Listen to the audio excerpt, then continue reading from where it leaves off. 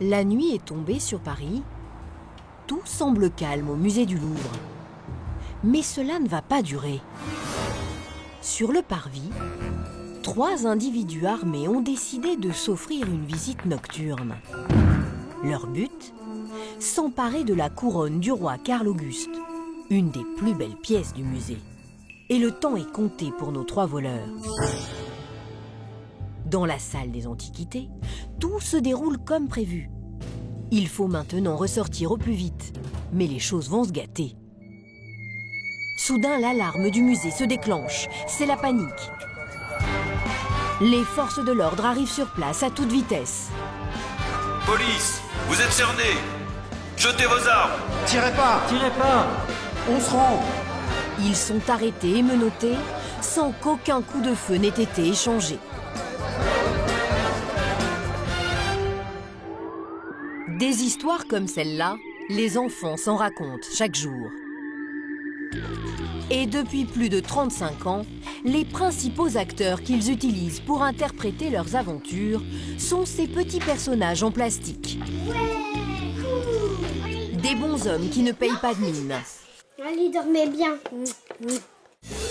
Une bouille ronde, un sourire figé, des pinces en guise de main et une coupe de cheveux devenue mythique.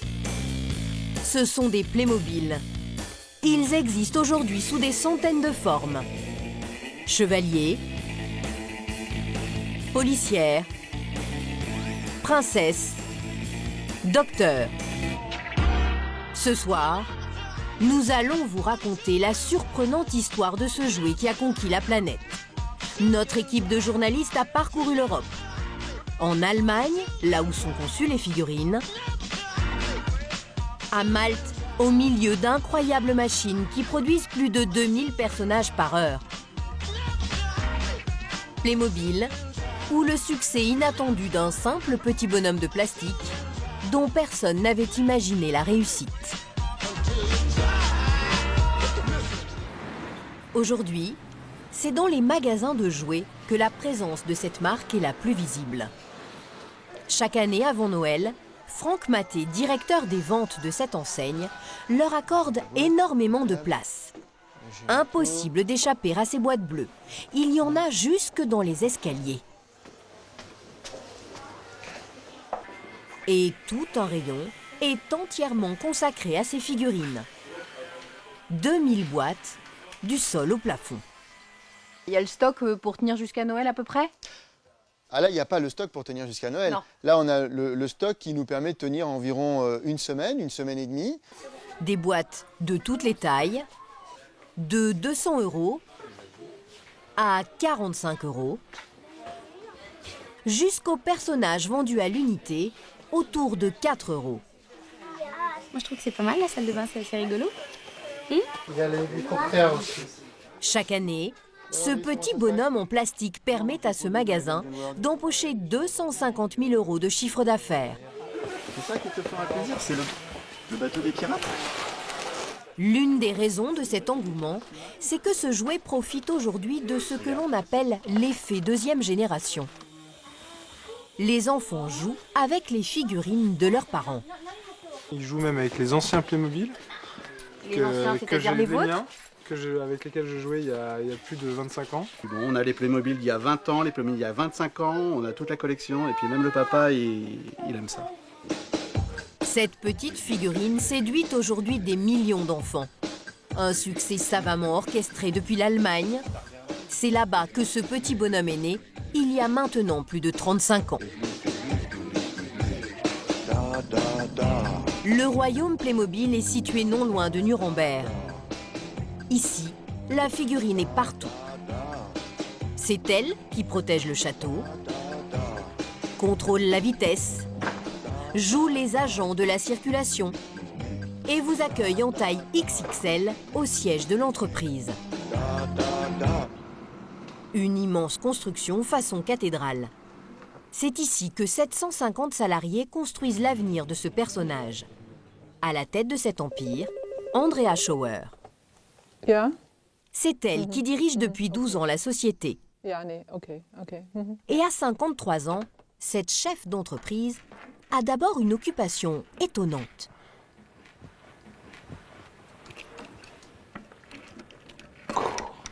Elle joue avec ses produits. C'est important pour vous de jouer, de les utiliser? Bien sûr, je ne gère pas n'importe quelle entreprise. Il faut toucher ces bons hommes, observer leurs couleurs. Il faut vraiment s'intéresser aux produits. C'est toute la différence. Et l'entreprise dont elle tient les rênes est une spécialiste des jouets. Elle en fabrique depuis plus d'un siècle. Voilà notre petit musée. En fait, on n'aime pas trop regarder en arrière. Mais pour assurer l'avenir, c'est parfois nécessaire de jeter un œil sur le passé. La société, fondée en 1886, a commencé par fabriquer ses jouets en métal, bien loin des figurines d'aujourd'hui. À la fin des années 50, Horst Brandstetter arrive à la tête de l'entreprise. À 30 ans à peine, il succède à son père. Et c'est lui qui, grâce à une intuition, va révolutionner la société familiale. Il abandonne tout d'abord le métal pour le plastique. À l'époque, un nouveau matériau qui offre bien plus de possibilités. Couleurs, formes. C'est le temps des téléphones, des balances pour jouer à la marchande et de ces gros tracteurs à pédales qui font toujours la joie d'Andrea Schauer. Il marche toujours? Oui, oui. Et pourtant, je suis plus lourde qu'un enfant. Mais le coup de génie de ce jeune patron, ce seront ces cerceaux de plastique. Monsieur Brandstetter a toujours beaucoup voyagé. Il est allé aux États-Unis et il a découvert une nouvelle tendance chez les Américains pour prendre soin de leur corps. Cette nouvelle mode, c'est celle du hula hoop. Ce cerceau qui permet de se trémousser en musique tout en se dessinant une taille de guêpe. À son retour en Europe, Horst Brandstetter se lance dans leur fabrication, juste au moment où cette tendance venue d'outre-Atlantique déferle chez nous. Ça a été un vrai succès, notre premier produit le plus vendu par l'entreprise, le hula hoop. Le succès de l'entreprise semble maintenant assuré, mais un événement va brusquement mettre à mal toutes les ambitions de l'entrepreneur allemand. Le choc pétrolier de 1973 a pour conséquence l'augmentation du prix de sa matière première. Le plastique, fabriqué grâce au pétrole, devient totalement inaccessible. La société était dans une mauvaise passe à ce moment-là. Horst Brandstetter prend alors une décision radicale. Arrêter la production de ces jouets volumineux, bien trop gourmands en plastique. C'est une question de survie pour sa société. Au cœur de cette crise, le jeune entrepreneur demande à l'un de ses salariés, Hans Beck, d'inventer un nouveau jouet, bien plus petit et donc plus économique. C'est ainsi que les premiers Playmobil naissent en 1974. 3 figurines différentes, un ouvrier, un indien, un chevalier. Et la grande nouveauté, c'est que contrairement aux petits soldats de l'époque, eux, ils bougent. Il tourne la tête, lève les bras, son corps se plie et se redresse. Et il attrape des accessoires. Et leur créateur leur a donné une taille très précise, 7 cm et demi. Cela leur permet de tenir dans la main d'un enfant et surtout, ils sont ainsi bien plus économiques à fabriquer. 12 grammes de plastique seulement par bonhomme. Horst Brandstetter devra attendre 2 ans avant que les premières commandes ne tombent. Mais une fois la machine lancée, il va gagner son pari. C'est désormais par milliers que ces figurines seront produites. 35 ans plus tard, Horst Brandstetter supervise toujours le fonctionnement de sa société. Bonjour, monsieur Brandstetter. À 80 ans passés, cet entrepreneur règne en maître sur le royaume qu'il a créé. Qu'est-ce que vous avez de beau? Il valide chaque décision prise par sa directrice générale et veille tout particulièrement sur les finances. La première chose que je fais quand j'arrive, c'est de consulter le niveau des commandes. Parce que tous les investissements, tous les bâtiments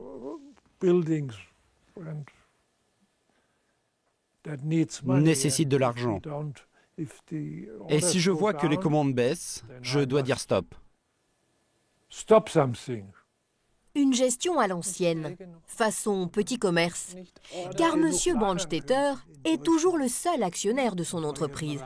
C'est donc son argent et toute sa vie. C'est ma société. J'ai travaillé 60 ans dans cette entreprise. Elle occupe toutes mes pensées 24 heures sur 24. Je pense à ma société. Depuis la naissance de son personnage, Horst Brandstetter a donc veillé à ce que sa fabrication ne lui coûte pas trop cher. Une petite taille pour économiser la matière première, mais ce n'est pas tout. Le patron allemand s'est aussi très vite attaqué au coût de la main-d'œuvre. Et là encore, il a pris une décision radicale. Dès 1976, il choisit de délocaliser la production hors d'Allemagne pour fabriquer à moindre coût.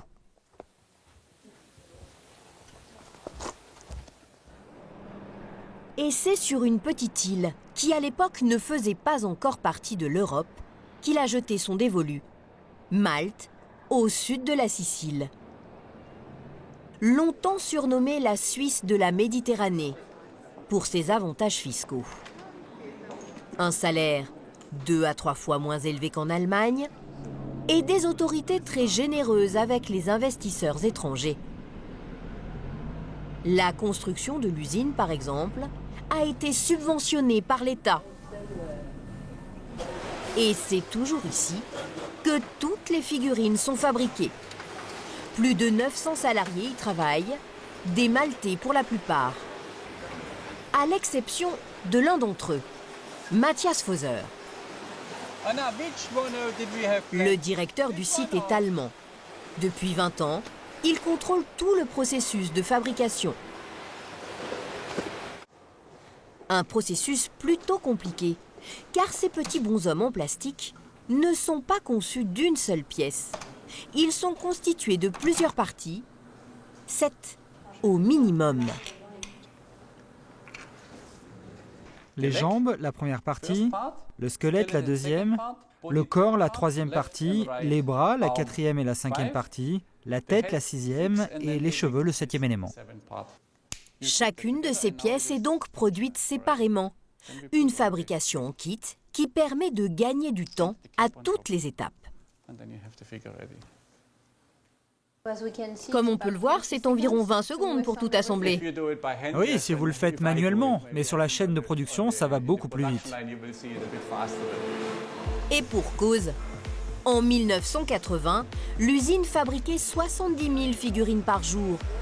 Aujourd'hui, c'est 6 fois plus, car tout a été automatisé au maximum. 250 machines à injection tournent 24 heures sur 24.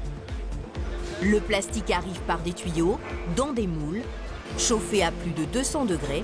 Il en ressort sous toutes sortes de formes. Sur cette machine, on fabrique un bras pour une figurine d'enfant. Et là, sur celle-ci, c'est le corps d'une figurine féminine en 2 couleurs.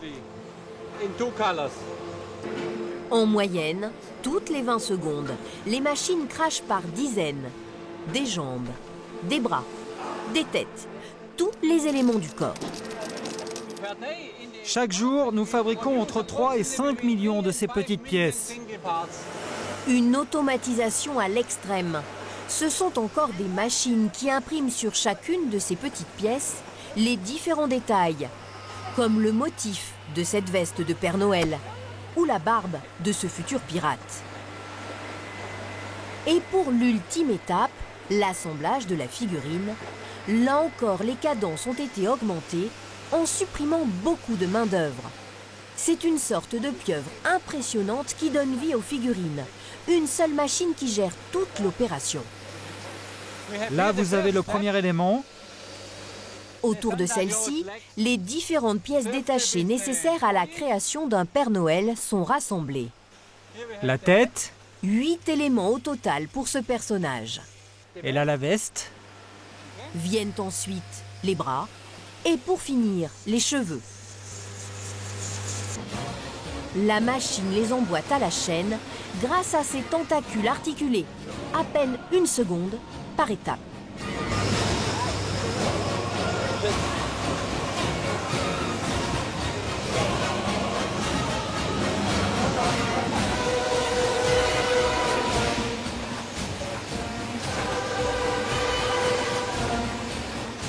Et voilà le résultat, 2400 Pères Noël produits par heure. C'est 10 fois plus rapide qu'il y a 20 ans, quand l'opération était encore réalisée manuellement. Cette gestion optimisée, Matthias Foser l'applique à tous les stades de la production. Et particulièrement au plastique, cette matière première si coûteuse. Elle arrive au départ sous la forme de ces granulats, d'un aspect transparent. 3000 tonnes par an sont nécessaires, soit une dépense de 6 millions d'euros. Ces granulats sont ensuite teintés pour obtenir toute cette gamme de couleurs. Le problème, c'est que lors de la fabrication, il y a 30 à 40% de plastique perdu. Les chutes, ce sont toutes ces tiges de couleurs. Alors, une solution a été trouvée pour limiter le gâchis. Ça, ce sont des chutes. Alors pour ne pas gaspiller ce matériau, nous le réutilisons. Nous le retransformons en granulats dans cette machine, comme ceux que nous avons vus tout à l'heure. Et nous le mélangeons à la nouvelle matière première. 800 tonnes de plastique sont ainsi recyclées chaque année, soit 1,5 million d'euros économisés. Une technique supplémentaire pour rendre ces figurines plus rentables. Grâce à toutes ces stratégies, l'entreprise parvient à produire à Malte 100 millions de personnages chaque année, dont près d'un tiers sont vendus sur le seul marché français. Mais depuis quelques années, la petite figurine en plastique est sérieusement concurrencée. En magasin, sur le créneau des petits personnages, elle a de nombreux rivaux. Des poupées Barbie, en passant par toutes sortes de petits animaux pour les filles. À ces jouets, vendus par la marque Lego, qui elle aussi propose des dizaines de personnages différents. Le marché est très disputé et certains de ces produits sont fabriqués à très bas coût en Asie. Alors, pour rester compétitive, l'entreprise allemande s'est elle aussi laissée tenter par la Chine et ses salaires encore moins élevés qu'à Malte. En 2003, cette série avec des lapins est commandée à une usine chinoise. Mais au bout de quelques temps, les dirigeants réalisent que cette délocalisation présente des inconvénients. Nous avons eu beaucoup de commandes, ce qui m'a d'ailleurs inquiétée. Je pensais que c'était trop. Et malheureusement, j'ai eu raison. À la fin, nous nous sommes retrouvés avec trop de stock. Et le problème, c'est qu'en Chine, quand vous avez commandé, c'est commandé. C'est déjà sur les bateaux et il n'y a plus rien à faire. Aucune souplesse sur les volumes de production. Et surtout, l'entreprise prend un risque en dévoilant ses idées. Bien sûr, nous étions aussi très inquiets en envoyant cette ligne de production là-bas, car tous les patrons d'usine, en voyant toutes ces boîtes bleues sortir, c'est comme ça que ça se passe. Ils voient qu'un produit fonctionne bien, ils essayent de faire la même chose, de le copier. Au bout d'un an, l'expérience de la famille Lapin produite en Chine tourne court. Car la marque est obsédée par la crainte d'être copiée. Il y a d'ailleurs une partie de son processus de fabrication qu'elle protège par-dessus tout et n'imagine pas délocaliser un jour. Un trésor industriel sur lequel Robert Banker veille avec la plus grande vigilance. Il est stocké en lieu sûr. Où est-ce que nous allons? Nous allons à Fort Knox. Vraiment? Oui, vraiment. Au sous-sol, à l'abri des regards, dans ce hangar souterrain, 12 000 pièces de métal s'accumulent depuis 35 ans. Des pièces indispensables à la conception des jouets. Ce sont des moules qui donnent la forme de chacun des éléments des figurines. Des pièces uniques de très haute technologie. Le plastique est injecté à l'intérieur de chacune d'entre elles. Certains de ces moules pèsent plus de 4 tonnes. Ils valent en moyenne 25 000 €. Ils représentent tout le savoir-faire de l'entreprise. C'est facile de fabriquer une machine à injection. C'est facile d'acheter du plastique, mais c'est plus difficile de créer 12 000 moules. Ça prend du temps. C'est votre trésor? C'est notre trésor. Un trésor dont la valeur totale est estimée à plus de 250 millions d'euros. Et si tous ces moules sont aussi précieusement conservés, ce n'est pas seulement par amour des vieilles reliques, mais parce qu'un jour, ils peuvent être réutilisés. C'est la propriété de Playmobil. Et peut-être que dans le futur, pour un nouveau jouet, on en aura à nouveau besoin. Pour amortir cet investissement colossal, les designers de la marque sont donc passés maîtres dans l'art d'utiliser et de réutiliser les modèles existants. Et cette stratégie concerne particulièrement Bernard Hanneux. Il dirige les équipes de création qui sont à l'origine des nouveautés. Une centaine sortent tous les ans. Et pour que ces nouveautés coûtent le moins cher possible, ces designers doivent faire en sorte d'utiliser un maximum de pièces dont le moule est déjà conçu. Comme par exemple pour ces jumelles d'un capitaine de bateau. Ces jumelles jouent aussi un rôle important dans le safari. Chez les aventuriers, ou même pour les policiers, on a toujours besoin de jumelles. Les mêmes? Oui, toujours les mêmes. Notre intérêt, c'est de produire des pièces que l'on peut associer à beaucoup de figurines différentes. Cette réutilisation des moules, créée il y a des années, s'applique aux accessoires des figurines. Mais pas seulement. Elle concerne aussi les grands éléments de décor de ces personnages. L'un des principaux en 2012, c'est ce château de princesse. Il a demandé 2 ans et demi de travail. Car rien n'est fait au hasard. Pour une fenêtre, un créneau sur une tour, un étendard, des centaines de croquis sont réalisés. Et les designers poussent même le souci du détail jusqu'à s'inspirer de bâtiments bien réels. Là, vous voyez, c'est le château de Neuschwanstein. Nous l'avons beaucoup étudié, et ce que nous avons retenu dans notre travail, ce sont toutes ces tours très hautes, et à la fois cette forme compacte. Ce château allemand, situé en Bavière, le plus célèbre dans le pays, a déjà beaucoup inspiré Walt Disney pour le palais de sa Belle au bois dormant. Une fois la maquette élaborée, l'étape cruciale, c'est la fabrication des fameux moules nécessaires pour toutes ces pièces.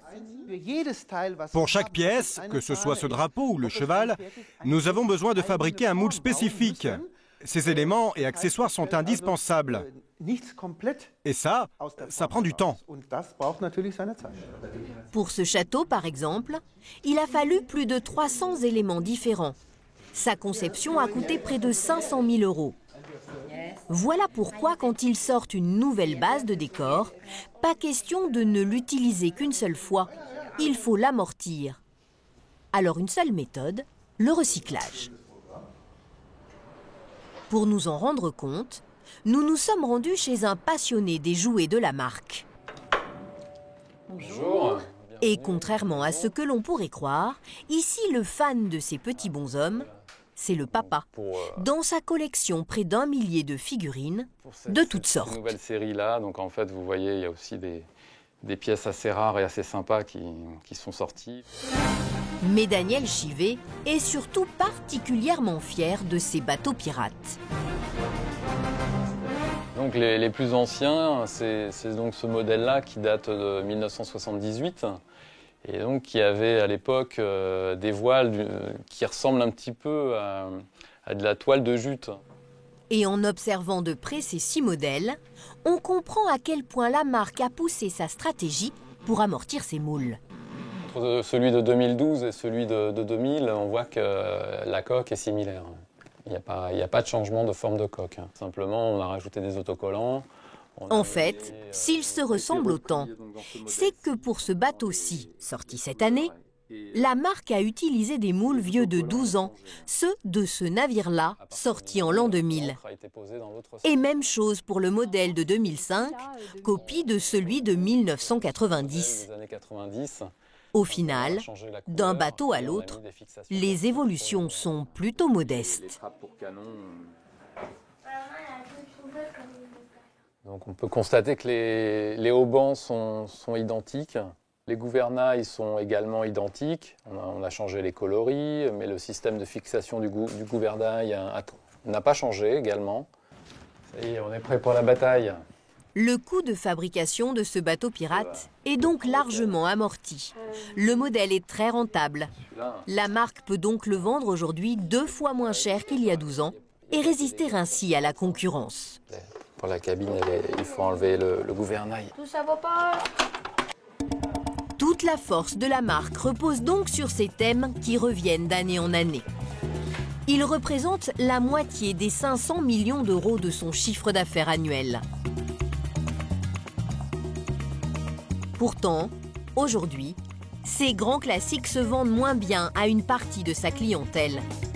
Sa cible, les 4-12 ans, a tendance à rétrécir. Et ce sont les vendeurs de jouets qui s'en aperçoivent les premiers. Les enfants lâchent Playmobil lorsqu'ils rentrent au collège, c'est-à-dire vers 10-11 ans. Comme ils veulent s'intégrer dans l'univers des grands, eh bien, ils vont plutôt véhiculer, rechercher des codes de grands que des codes de la petite enfance. En effet, les plus âgés délaissent depuis quelques années les figurines au profit des consoles de jeux vidéo et des nouvelles tablettes. Et aussi d'un concurrent historique, le géant Lego. La marque danoise propose déjà depuis plus de 10 ans ce type d'engins futuristes. Vaisseaux spatiaux et bases lunaires destinées aux plus âgés. L'an dernier, Playmobil a décidé de contre-attaquer. Une nouvelle gamme, elle aussi avec des vaisseaux spatiaux et plus sophistiquée en électronique, est sortie. Nous sommes dans le même esprit que ce que peut faire un Lego. Sauf que Lego, lui, il a abordé l'univers des plus grands avec la licence. Et donc là, c'est Star Wars que l'enfant y veut. C'est du Lego Star Wars. Donc on reste sur l'activité de construction, mais dans un imaginaire qui lui fait référence à des choses plus adultes, plus adolescentes. Et donc ça peut marcher plus facilement. Chez Lego, ces produits associés à la marque Star Wars représentent 19% du chiffre d'affaires. Playmobil, jusqu'à ce jour, refuse cette politique de licence et ne compte que sur ses propres créations. La nouvelle gamme connaît pour l'instant des débuts timides. Malgré cela, cette année encore, ce petit bonhomme en plastique devrait figurer sans problème dans le top 3 des jouets les plus vendus en France.